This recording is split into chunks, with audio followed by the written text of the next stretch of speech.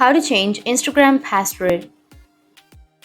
So if you want to change your Instagram password, then what you need to do is just simply go with the Instagram application and just go with the login page. Once you're under the login page, you just need to simply enter your username, email address, or mobile number on the first blank, and then you need to enter your password. But if you don't remember your password, you can go with forgot password if you've forgotten it, and then go with the username, email, or mobile number. So I'll be just entering my email address and then go with continue. And you may receive WhatsApp or SMS notification from Instagram for security and login purposes.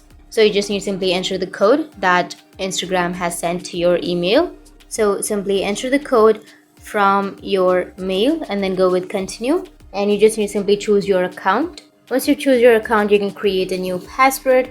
And once you've created your new password, you just need to simply go with log out of other devices if you want to log out, and then go with continue. And in this way, you'll be able to change your password even if you forgot it. And if you have any questions, feel free to comment below. Thanks for watching.